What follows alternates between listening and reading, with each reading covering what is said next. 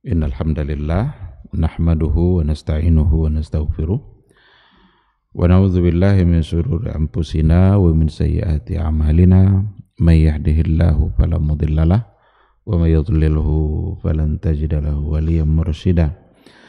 Asyhadu an la ilaha illallah wahdahu la syarikalah wa asyhadu anna Muhammadan abduhu wa rasuluh la nabiyya ba'dah.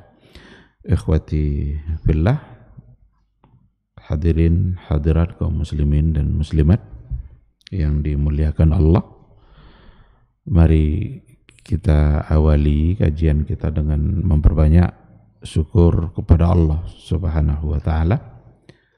Alhamdulillah, sampai pada pagi ini yang penuh dengan keberkahan insyaallah, kita masih diberikan kesehatan dan kesempatan oleh Allah Subhanahu wa taala untuk melaksanakan perintah-perintah agama. Ibadah subuh berjemaah sudah kita tunaikan dan alhamdulillah kita dimudahkan untuk duduk sejenak di majelis ilmu. Menuntut ilmu itu adalah merupakan satu kewajiban. Talabul ilmi faridatun ala kulli muslim. Menuntut ilmu itu adalah wajib bagi setiap umat Islam. Melaksanakan sebuah kewajiban berarti itu adalah merupakan bentuk dari ketundukan kita kepada apa yang diperintahkan oleh Allah dan yang diperintahkan oleh Rasulullah sallallahu alaihi wasallam. Mudah-mudahan keberadaan kita di majelis ilmu pada pagi ini membuat kita semakin dicintai oleh Allah, membuat kita semakin mulia di matanya. Sama-sama kita juga harus bersalawat dan salam untuk Rasul kita yang mulia, Nabi Muhammad sallallahu alaihi wasallam. Allahumma salli ala Muhammad wa ala ali Muhammad. Mudah-mudahan nanti di hari mahsyar kita bisa mendapatkan syafaat, pertolongan dari beliau atas izin Allah Subhanahu wa ta'ala. Amin, amin ya rabbal alamin. Ikhwati fillah, ma'asyiral hadirin wal hadirat rahimani Allah wa iyyakum. Kembali pada pagi hari ini kita melanjutkan kajian tauhid, kajian akidah, syarah Al-Qawaidil Arba', penjelasan terkait dengan 4 kaidah penting dalam persoalan akidah. Pagi ini insyaallah kita akan masuk pada Al-Qaidatus Tsalitsah, kaidah yang ketiga. 4 kaidah ini merupakan 4 hal yang saling terkait. Jadi kaidah pertama selesai, masuk pada kaidah kedua. Kaidah kedua itu menjelaskan atau mempertegas kembali, menyambung apa yang sudah disampaikan pada kaidah yang pertama. Kaidah yang ketiga begitu juga merupakan penambahan makna dari apa yang ada pada kaidah yang pertama dan kaidah yang kedua. Agar kita ingat kembali, kita sebutkan kembali 2 kaidah pertama, di mana inti dari kaidah pertama mengatakan bahwa sesungguhnya orang-orang kafir pada masa jahiliyah dulu, semua mereka mengakui dan percaya kepada rububiyahnya Allah. Percaya kalau seandainya Allah yang mencipta. Yakin kalau seandainya Allah yang memberikan rezeki. Yakin juga kalau seandainya Allah lah yang mengatur alam. Yakin juga mereka Allah lah yang menghidupkan, Allah lah yang mematikan. Nah, ini kaidah pertama. Namun keyakinan mereka terhadap rububiyah Allah belum membuat mereka menjadi muslim. Kaidah pertama ini memunculkan pertanyaan. Apa pertanyaannya? Kalau memang mereka yakin dengan rububiyah, lalu kenapa mereka menyembah patung? Kenapa mereka menyembah Lata, Uzza, Manat, Hubal, dan patung-patung yang lain? Apakah mereka yakin bahwa patung-patung itu menciptakan? Tidak. Karena mereka yakin bahwa yang menciptakan adalah Allah. Apakah mereka yakin bahwa patung-patung itu akan dapat memberikan rezeki? Jawabannya tidak juga. Lalu kenapa mereka sembah? Jawabannya ada pada kaidah yang kedua. Jawabannya ada pada kaidah yang kedua. Ternyata mereka menyembah patung bukan karena meyakini patung itu sebagai pemberi manfaat, pemberi rezeki, tetapi mereka menyembahnya litalabil qurbati wasyafa'ah. Tujuannya hanyalah untuk menjadikan cara pendekatannya kepada Allah,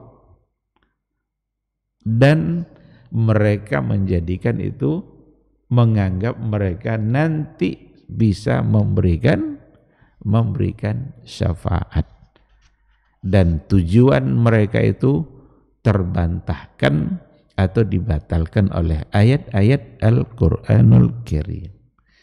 Kalau memang mereka tujuannya adalah untuk mendekatkan diri kepada Allah, ternyata itu adalah perbuatan yang salah. Kalau ternyata memang mereka mengharapkan untuk mendapatkan syafaat dari patung-patung itu, ternyata itu juga terbantahkan, karena syafaat itu hanyalah milik Allah. Tidak akan ada yang bisa memberikan syafaat kecuali atas izin Allah Subhanahu wa ta'ala. Tidak ada satupun yang bisa memberikan syafaat, karena asy-syafa'atu lillahi jami'ah. Syafaat itu untuk Allah, milik Allah semuanya. Man dzalladzi yashfa'u indahu illa bi'idznih. Siapa pula yang bisa memberikan syafaat di sisi Allah nanti? Illa bi'idznih, kecuali dengan izin Allah Subhanahu wa ta'ala. Sementara Allah tidak memberikan izin kepada patung-patung itu karena memang patung tidak bisa berbuat apa-apa, dan ternyata perbuatan mereka itu perbuatan yang salah dan perbuatan yang menyimpang, tidak pantas untuk diikuti. Semuanya sudah dijelaskan berdasarkan kepada ayat-ayat Al-Quranul Karim. Lalu datang kaidah yang ketiga. Kaidah yang ketiga untuk menjawab satu asumsi juga. Dan asumsi itu pun pada hari ini bermunculan. Apakah kesyirikan yang dilarang oleh Nabi itu hanyalah dalam bentuk menyembah patung-patung saja, atau yang dilarang oleh Nabi itu semua bentuk kesyirikan? Nah, inilah yang akan ada pada kaidah yang ketiga. Nah, sehingga pagi ini insyaallah kita masuk pada al-qaidatu as-salisah, kaidah yang ketiga. Bunyinya adalah annan nabiyya sallallahu alaihi wasallam zahara ala unasin mutafarriqina fi ibadatihim, minhum man ya'budul malaikah wa minhum man ya'budul anbiya was salihin wa minhum man ya'budul ahjar wal asjar wa minhum man ya'budu syamsa wal qamar wa qatalahum Rasulullah sallallahu alaihi wasallam wa lam yufarriq bainahum. Artinya adalah sesungguhnya Nabi Muhammad sallallahu alaihi wasallam zahara ala unasin mutafarriqina fi ibadatihim. Nabi kita itu hadir di tengah-tengah umat manusia yang berbeda-beda sembahannya. Jadi Nabi itu hadir, diutus menjadi seorang rasul di tengah-tengah umat, di tengah-tengah manusia, di mana mereka menyembah berbagai macam bentuk Tuhan, bukan hanya patung saja. Minhum man ya'budul malaika. Di antara mereka ada yang menyembah malaikat. Wa minhum man ya'budul anbiya was salihin. Di antara mereka ada pula yang menyembah para nabi dan orang-orang soleh. Wa minhum man ya'budul ahjar wal asjar. Dan di antara mereka juga ada yang menyembah batu-batu dan pohon-pohon. Batu-batu dalam bentuk patung itu disebut dengan al-ahjar. Terbuat dari batu-batu yang dalam bentuk patung. Wa minhum may ya'budu syamsa wal qamar. Dan di antara mereka juga pada masa itu ada yang menyembah matahari dan ada yang menyembah bulan. Jadi kalau kita tengok kehidupan masyarakat pada Nabi diutus, itu bermacam-macam sesembahan mereka. Ada yang menyembah malaikat, ada yang menyembah para nabi dan para orang-orang soleh, ada pula yang menyembah batu-batu dan pohon-pohon, bahkan ada yang menyembah matahari dan bulan, ada juga yang menyembah api. Orang-orang Majusi adalah orang-orang yang menyembah api.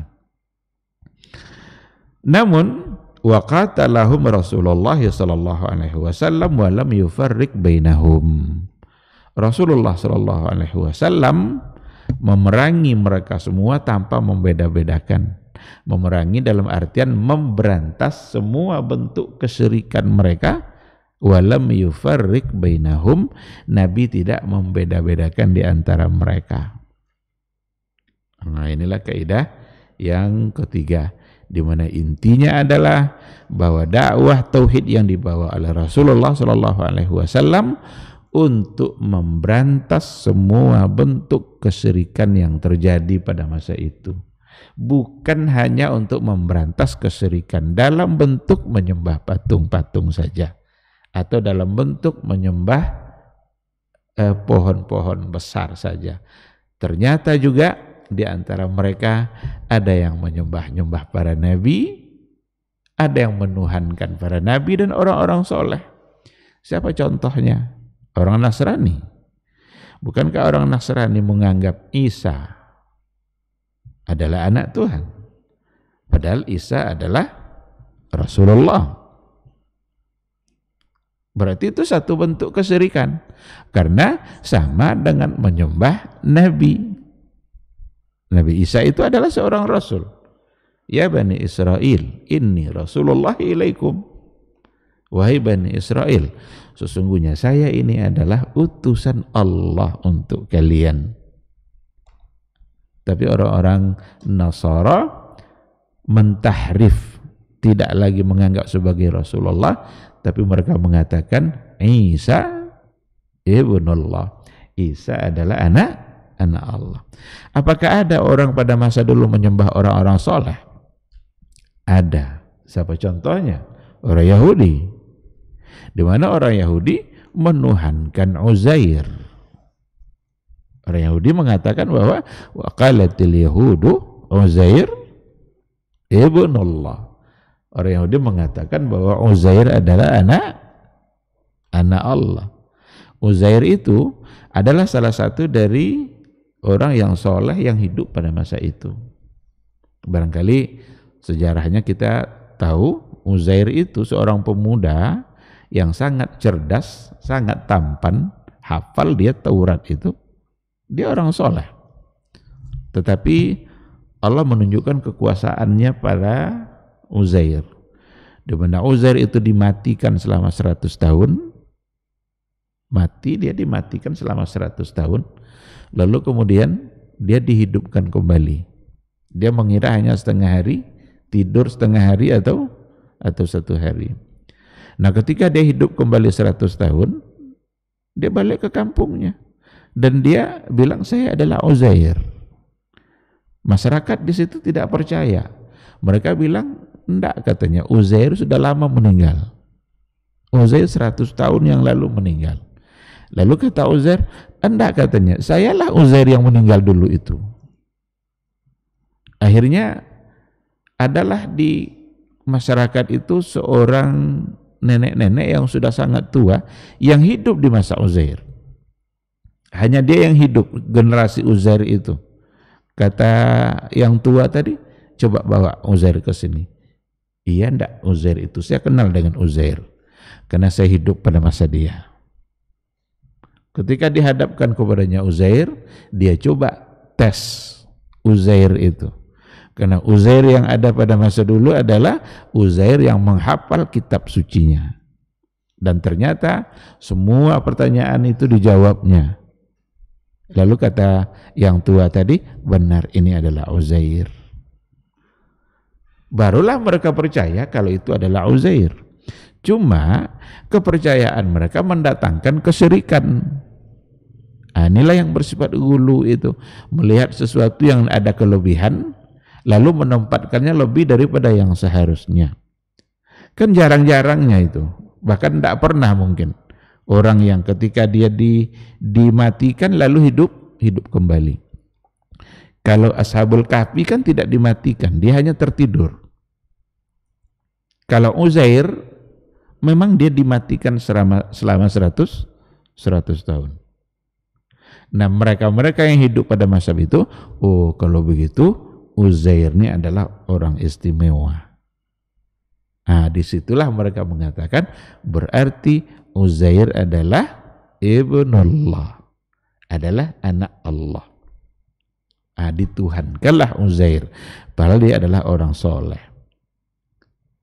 Nabi hadir di tengah-tengah mereka, di tengah-tengah mereka yang menuhankan Nabi, dan di tengah-tengah mereka yang menuhankan orang-orang soleh.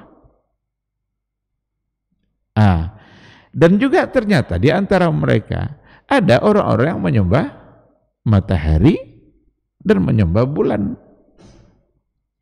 Sejarah penyembahan matahari bulan ini sejarah yang sudah lama. Bahkan pada masa Nabi Ibrahim alaihissalam ada di antara mereka yang punya sesembahan yang bermacam-macam, termasuk di antaranya matahari dan bulan. Itulah cara oleh Nabi Ibrahim untuk memberikan argumentasi kepada umat yang hidup pada masa itu. Ketika ditengoknya bulan, hadza rabbi, ini Tuhan saya. Falamma afala qala la uhibbul afilin. Ketika bulan itu ternyata bisa hilang-hilang timbul, malam datang, siang tidak ada, saya tidak suka sama yang hilang-hilang timbul, berarti ini bukan Tuhan saya. Nampak pula matahari, hadza rabbi, hadza akbar, ini Tuhan saya, ini yang lebih besar daripada bulan. Ternyata sifatnya sama, hilang-hilang timbul. Lalu di akhirnya Nabi Ibrahim mengatakan, saya tidak akan bertuhankan kepada matahari, bulan dan lain-lainnya, tapi saya menyembah yang menciptakan matahari dan bulan. Ini perlu dipahami baik-baik. Nabi Ibrahim pada masa itu tidak sedang meyakini, benar-benar meyakini matahari sebagai Rabbnya. Karena ada dalam kajian-kajian filsafat, itu dibahas dalam artian seperti itu. Kita harus mencari Tuhan, hakikat Tuhan sebagaimana Nabi Ibrahim, biar kita benar-benar yakin. Dikiranya Nabi Ibrahim ketika itu benar-benar sedang menyembah matahari atau sedang menuhankan bulan. Tidak, dia hanya ingin mematahkan argumentasi orang-orang yang pada masa itu menyembah matahari dan menyembah bulan. Ternyata yang kalian sembah selama ini tidak pantas untuk disembah. Yang pantas disembah itu adalah yang menciptakan matahari dan bulan. Sampai pada masa Nabi Muhammad SAW, ketika dia hadir menjadi Rasul, diutus menjadi seorang Nabi yang membawa risalah Al-Quran, membawa risalatul Islam, dia juga menghadapi orang-orang yang menyembah matahari dan menyembah bulan. Dan di antara mereka juga ada yang ya'budul ahjar wal asjar. Ada di antara mereka yang menyembah batu-batu dan pohon-pohon. Patung-patung itu terbuat dari batu, bebatuan, yang kemudian dibentuk seperti orang-orang soleh. Maka patung-patung itu sebenarnya itu tidak dibentuk begitu saja. Itu seperti bentuk orang-orang soleh yang hidup pada masa sebelumnya. Sama dengan pada masa Nabi Nuh, ada 5 orang soleh itu, Hud, Yagus, Ya'uq, Suwar, Nasar itu semua adalah orang-orang soleh. Apa tujuannya ketika itu? Supaya mengingatkan mereka kepada Allah dan membuat mereka taat saat melihatnya. Karena yang dilihat adalah orang yang saleh. Tapi pada akhirnya generasi pertama barangkali masih selamat karena tahu dia tujuannya. Tapi generasi-generasi berikutnya mereka sudah tersalah, mereka menganggap bahwa itulah yang disembah. Maka pada masa Nabi juga ada orang-orang yang ya'budul ahjar wal asjar. Ada yang menyembah batu-batu dan pohon-pohon besar. Nah, dari semua bentuk kesyirikan itu qatalahum Rasulullah sallallahu alaihi wasallam. Rasul memberantas itu semua. Walam yufarriq bainahum. Tidak dibeda-bedakan di antara kesyirikan-kesyirikan mereka. Nah, oleh karena itu kaidah ini membantah keyakinan-keyakinan orang-orang Islam yang ada pada masa setelah Nabi, termasuk pada masa kita hari ini. Karena ada sebagian yang menganggap ketika dilarang untuk mendatangi kuburan-kuburan para wali dalam artian meminta-minta kepada orang yang ada dalam kuburan, itu sama saja dengan orang-orang jahiliyah yang datang kepada patung-patungnya, karena sama-sama tidak bisa memberikan manfaat, sama-sama tidak bisa memberikan mudarat. Kenapa mereka datang juga kepada kuburan para wali itu? Talab syafa'ah, untuk berharap syafaat, atau talabul qurbah, atau untuk menjadikan itu sebagai wasilah mendekatkan diri kepada Allah. Pasti itu sebagai jawabannya. Dan persis sama dengan jawaban orang-orang jahiliyah. Ketika mereka dituduh menyembah patung, apa kata mereka? Ma na'buduhum, kami tidak menyembah mereka, illa liyuqarribuna ilallahi zulfa, kecuali hanya sekedar supaya mereka mendekatkan diri kami kepada Allah. Jadi mereka meyakini bahwa patung itu akan bisa mendekatkan diri mereka kepada Allah. Sama ndak alasannya dengan orang-orang yang datang ke kubur-kubur para wali itu? Kami tidak menyembah mereka, kami doa sama Allah, yang kami sembah adalah Allah. Lalu untuk apa datang? Talabul qurbah, sebagai wasilah, sebagai pendekatan diri. Seolah-olah doa itu akan lebih cepat dikabulkan kalau di samping kubur wali ini, atau lebih cepat akan dikabulkan oleh Allah kalau seandainya dititipkan kepada para wali itu. Persis sama dengan alasan orang-orang jahiliyah dulu. Maka hukumnya sama juga. Hukumnya terlarang juga. Sebagaimana terlarang mereka mendatangi patung-patungnya untuk mendekatkan diri kepada Allah, begitu juga terlarang untuk mendatangi kuburan-kuburan yang dianggap keramat, yang di dalamnya dikuburkan para wali-wali yang saleh, tapi disalahgunakan ziarahnya, tujuannya untuk juga untuk mendekatkan diri kepada Allah. Sama saja alasannya. Karena Nabi sendiri ketika memberantas kesyirikan bukan hanya dalam bentuk penyembahan kepada patung-patung saja, tapi semua bentuk kesyirikan yang ada pada masa itu Nabi bertugas untuk memberantasnya. Apa saja yang mereka sembah selain Allah, maka Nabi menyampaikan kalau itulah sebuah kesalahan. Dari mana kita tahu bahwa di antara mereka itu menyembah berbagai macam bentuk sesembahan itu? dari ayat Al-Quranul Karim. Karena musannif yang merumuskan kaidah ini menyebutkan setiap ayat untuk menyebutkan ayat-ayat untuk setiap bentuk kesyirikan yang ada. Nah, contoh, wa dalil syamsi wal qamar. Apa dalilnya bahwa orang-orang dulu ada yang menyembah matahari dan bulan? Dalilnya adalah qauluhu ta'ala. Apa kata Allah? Wa min ayatihi al-lailu wan nahar wasyamsu wal qamar. Di antara tanda-tanda kebesaran Allah adalah malam dan siang. Ternyata malam dan siang itu tanda kebesaran Allah. Allah yang menciptakan malam, Allah yang menciptakan siang, dan itulah tanda kebesaran Allah Subhanahu wa ta'ala.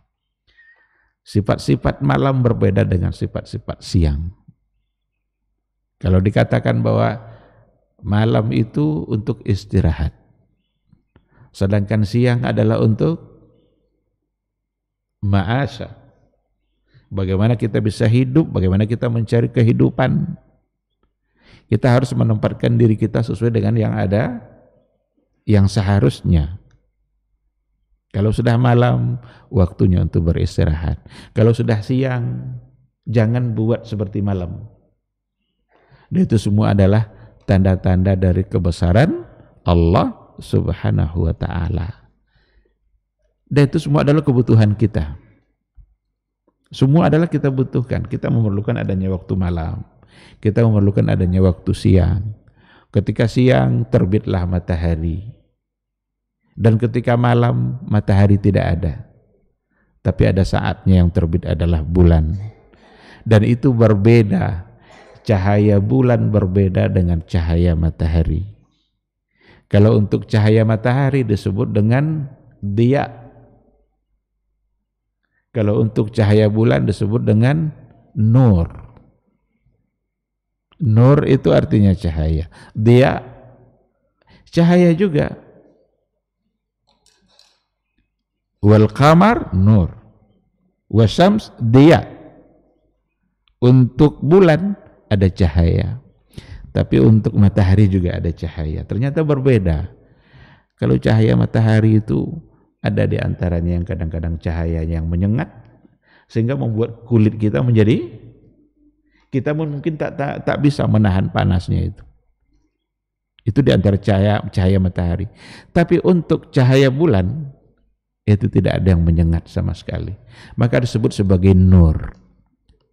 Dan itu pula lah Al-Quran disebut sebagai nur, sebagai cahaya. Karena Al-Quran tidak akan pernah menyakitkan kita.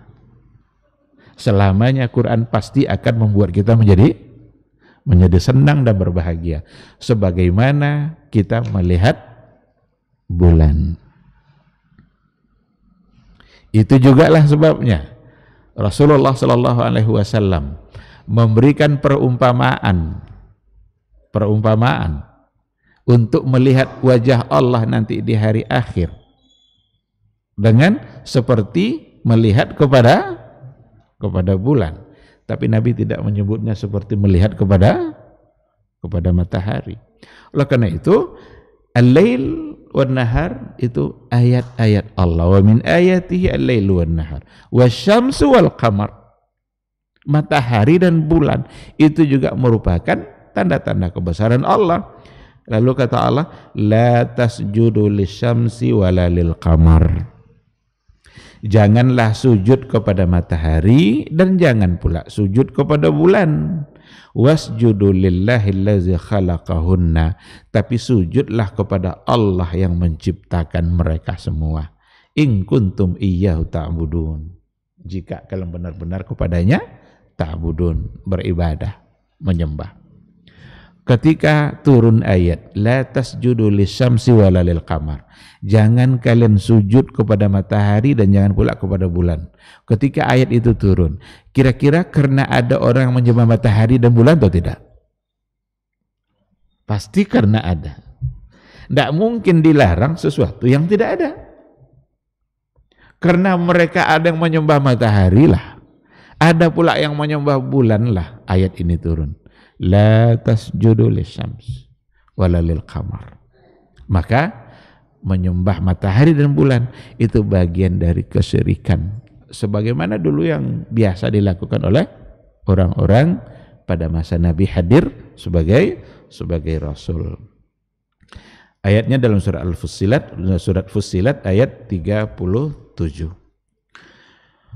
Wa dalilul malaika, apa pula dalil bahwa di antara mereka ada yang menyembah para malaikat, Jibril, Mikail, itu kan malaikat-malaikat besar. Ada 3 pembesar malaikat, pemuka malaikat itu ada 3. Jibril, Mikail, Israfil. Bahkan Nabi dalam doanya menyebut ya Rabb Jibril, ya Rabb Mikail, ya Rabb Israfil. Ini 3 pembesar malaikat. Kenapa 3 ini? Karena ketiga-tiganya berhubungan dengan persoalan kehidupan. Tiga-tiganya berhubungan dengan persoalan kehidupan. Jibril tugasnya adalah untuk membawa wahyu. Dan itu adalah kehidupan jiwa bagi umat manusia. Israfil, Mikail, fungsinya adalah untuk mengatur hujan, rezeki, ini rumput kapan tumbuhnya, hujan kapan pula diatur itu, turunnya di wilayah mana. Itu diciptakan oleh Allah. Malaikat Mikail fungsinya adalah untuk itu. Apakah karena Allah butuh kepada malaikat Mikail? Enggak. Kalau Mikail enggak ada, enggak bisa Allah ngatur. Bisa, bahkan Mikail enggak bisa ngatur kecuali sesuai dengan yang diatur oleh Allah sendiri. Tapi begitulah Allah menciptakan makhluknya untuk tujuan. Bukan karena Allah membutuhkan dia. Enggak ada satupun kebutuhan Allah pada makhluk. Dan itu harus dipahami secara baik. Karena itu banyak hubungannya nanti dengan persoalan-persoalan akidah yang lain. Ketika dikatakan Ar-Rahmanu adalah arsy istawa umpamanya, Allah berada di atas aras. Oh, kalau begitu Allah butuh sama aras. Itu hanya logika-logika yang salah yang datang dari ahlul kalam. Dari mana pula dan siapa pula yang mengatakan kalau Allah butuh pada aras? Ketika dikatakan Allah berada di atas aras, bukan karena dia membutuhkan, hanya karena dia yang mengatakan itu. Hanya karena dia yang mengatakan itu dalam Al-Quran. Nah, malaikat Mikail itu diciptakan oleh Allah, fungsinya untuk mengatur persoalan rezeki. Dan itu adalah kehidupan fisik. Jadi Jibril urusannya dengan kehidupan jiwa, Mikail hubungannya adalah dengan kehidupan fisik, sedangkan Israfil itu hubungannya adalah dengan kehidupan setelah kematian. Karena Israfil itu fungsinya adalah untuk meniup trompet sangkakala untuk terjadinya nanti hari kiamat. Dia sekarang tinggal menunggu perintah Allah saja. Kalau kata Allah, tiup itu trompet kamu, maka ditiupnya, semua kita akan menjadi mati, hancur semua. Lalu kemudian ditiup kembali untuk yang kedua, tujuannya untuk menghidupkan kembali yang sudah mati. Jadi ketiga malaikat ini fungsinya adalah dalam persoalan kehidupan.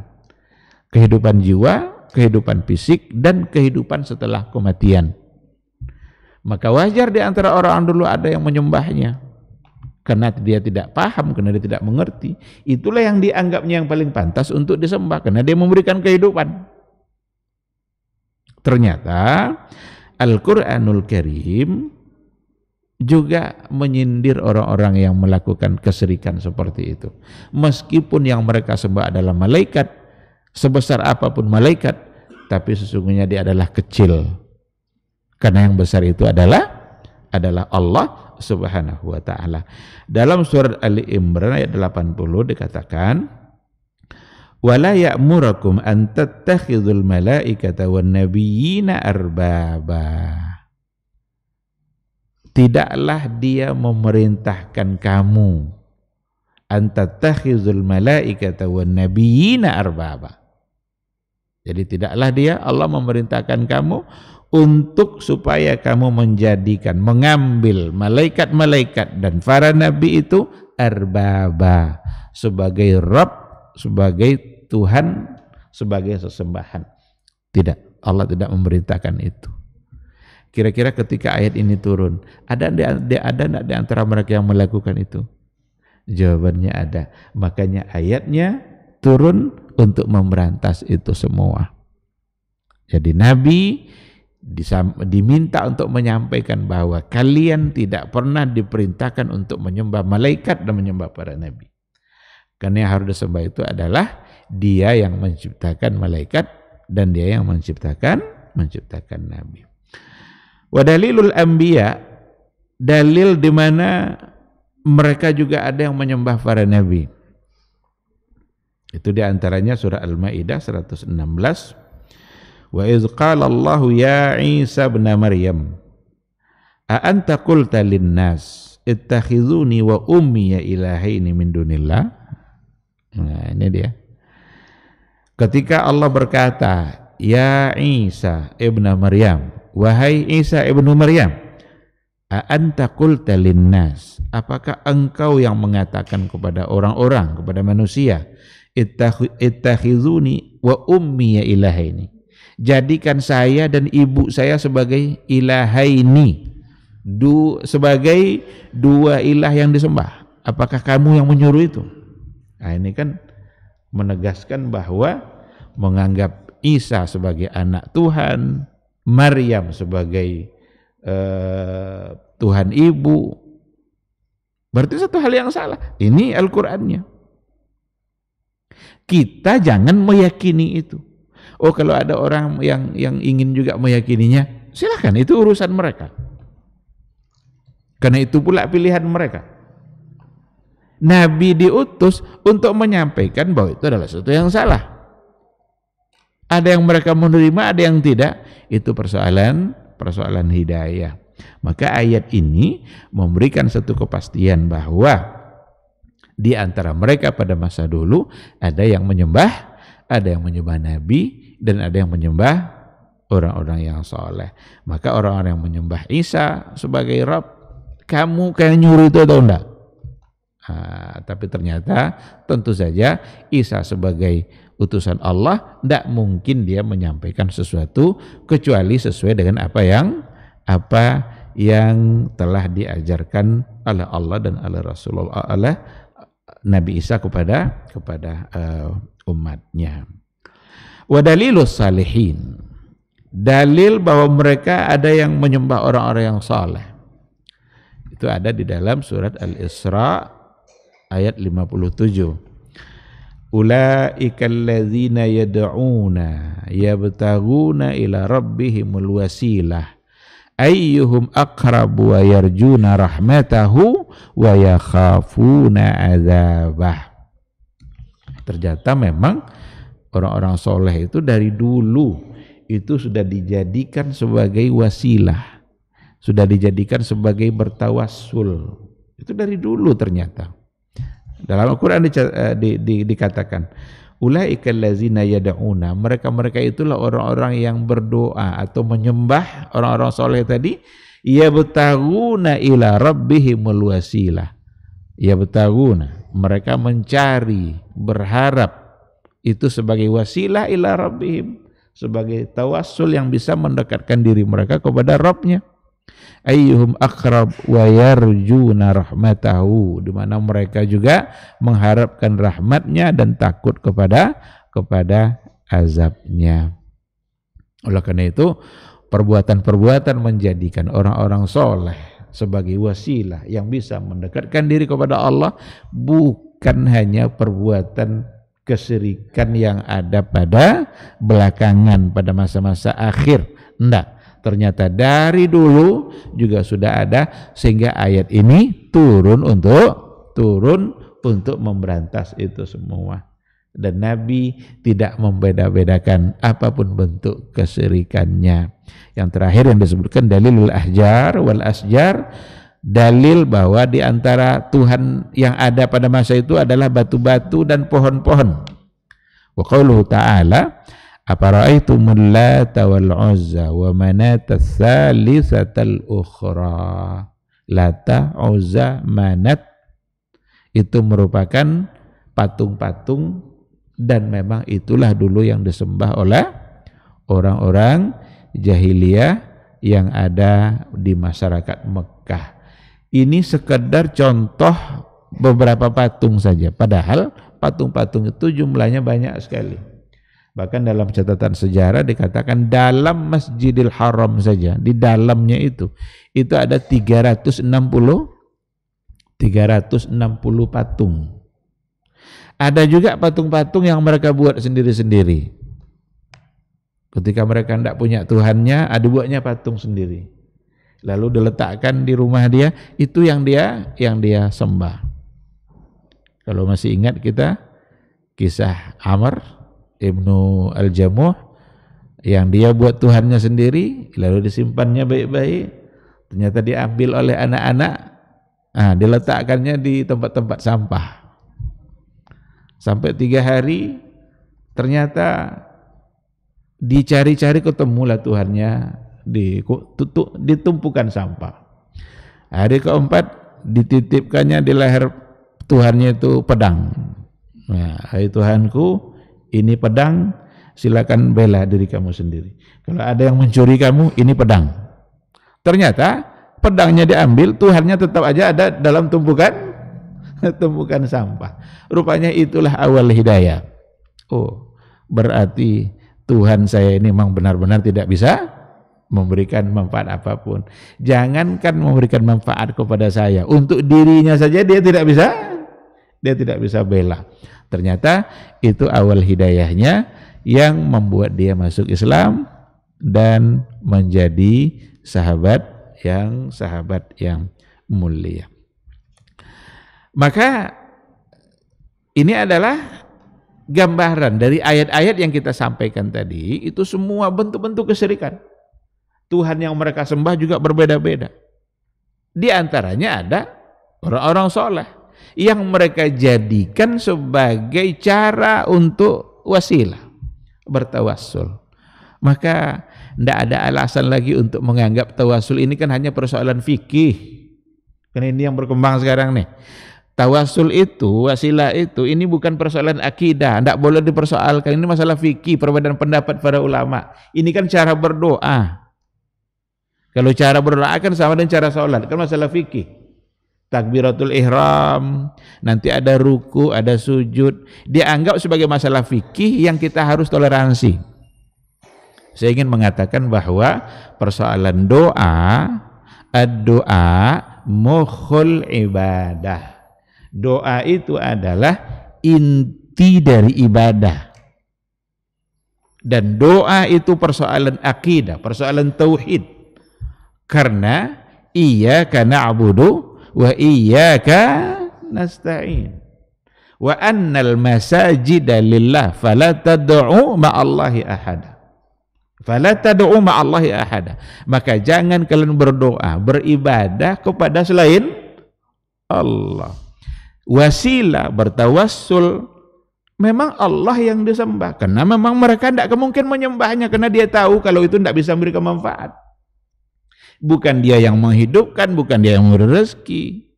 Lalu kenapa mereka lakukan? Talabul qurba, talabus syafa'ah, yang dua-duanya dilarang oleh Al-Quran. Karena dulu orang-orang jahiliyah ketika mereka menyembah patung, mereka juga bilang, kami tidak menyembah patung, kami menyembah Allah. Ini hanya untuk mendekatkan diri kami kepada Allah. Persis sama dengan alasan orang-orang yang datang ke kuburan para wali, kami tidak menyembah mereka, tapi hanya sekedar mendekatkan diri kepada Allah. Maka hukumnya juga sama. Ini bagian dari perbuatan yang salah yang harus ditinggalkan. Kita bicara perbuatan, saya sering ulang-ulang, kita bicara perbuatannya, bahwa perbuatan ini perbuatan yang salah. Ketika kita bicara syirik, kita tidak sedang menghukumi orang sebagai musyrik. Karena kalau udah dengar kajian-kajian seperti ini, nanti akan ada yang ngomong begini, mudah kali menghukumi orang musyrik semuanya. Begitu mudah menghukumkan orang musyrik. Enggak, kita bukan menghukumi orangnya musyrik, tapi perbuatannya perbuatan syirik. Harus ditinggalkan. Untuk orangnya mesti bayan, mesti iqamatul hujjah. Sampaikan dulu, terangkan dulu. Siapa tahu mereka tidak mengerti karena gurunya tidak pernah menyampaikan itu.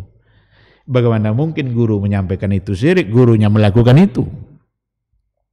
Kan tidak mungkin mendapatkan keterangan dari gurunya bahwa itu adalah syirik, karena gurunya juga melakukan hal yang sama. Banyak di antara masyarakat awam yang tidak mengerti, yang hanya ikut-ikutan, sehingga harus ada yang menyampaikan. Nabi hadir, tugas pertamanya adalah memberantas kesyirikan dalam semua bentuk, dalam semua model kesyirikan. Apapun yang disembah pada masa Nabi dulu selain Allah, maka menjadi bagian dari kesyirikan. Nabi kah, para malaikat kah, orang-orang soleh kah, batu-batu kah, patung-patung kah, pohon-pohon kah, semua diberantas. Lam yufarriq bainahum, tanpa membeda-bedakan di antara mereka. Nah, oleh karena itu apa yang terjadi di masyarakat Islam yang sekarang ini, jangan hanya karena menganggap ini kan tidak sama dengan yang dulu. Tidak sama. Yang dulu itu kan persoalan patung, kan kami tidak menyembah patung. Sekali lagi, semua bentuk kesyirikan pada masa dulu ada, dan Nabi memberantas tanpa membeda-bedakan bentuk kesyirikannya. Asal yang namanya syirik maka perlu dicegah supaya kita benar-benar bertauhid secara tepat dan betul sesuai Al-Quran. Sebab syirik itu kesalahannya sangat fatal sekali. Syirik bisa menghalangi kita untuk mendapatkan surga Allah. Allah tidak rela untuk memasukkan orang yang syirik itu ke dalam surganya. Maka perbuatan maksiat yang paling dimurkai oleh Allah itu adalah perbuatan syirik. Nah, oleh karena itu, ikhwati fillah, ma'asyiral hadirin wal hadirat, rahimani Allah wa iyyakum, kaidah yang ketiga ini itulah untuk menjawab syubhat bahwa sesungguhnya tidaklah sama antara mendatangi patung-patung itu dengan mendatangi kuburan orang-orang soleh yang tujuannya adalah untuk menyampaikan doa, menitipkan doa, atau setidaknya menganggap doa lebih didengar ketika berada di samping kuburan. Kadang-kadang diikutkan dengan sembelihan-sembelihan. Diawali dulu dengan sembelihan yang dilakukan di samping kuburan para wali umpamanya. Itu adalah gambaran-gambaran dari perbuatan-perbuatan yang ternyata agama melarang dan tidak membolehkannya. Ada penjelasan yang cukup panjang di sini dalam setiap poin-poin yang ada pada kaidah tadi, tapi mungkin tidak akan kita sampaikan pada pagi hari ini. Kita baru memberikan penjelasan sekilas tentang kaidah dengan ayat-ayatnya. Saya kira cukup sampai di sini dulu untuk pagi ini, mudah-mudahan bermanfaat insyaallah. Kalau seandainya ada pertanyaan, dipersilahkan sebelum kita tutup.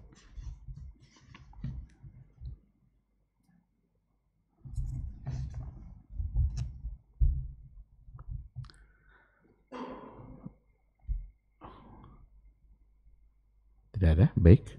Kalau tidak ada pertanyaan, saya kira kita cukupkan sampai di sini. Semoga majelis ini majelis yang diridhai oleh Allah, yang diberkahi, yang dapat menambah ilmu dan kekuatan akidah kita. Kita berharap semoga Allah selalu menjaga kita dari kesyirikan dan semoga memudahkan kita untuk istiqamah di atas sunnah Rasul. Amin amin ya rabbal alamin. Subhanakallahumma wa bihamdika asyhadu an la ilaha illa anta astaghfiruka wa atubu ilaik. Wassalamualaikum warahmatullahi wabarakatuh.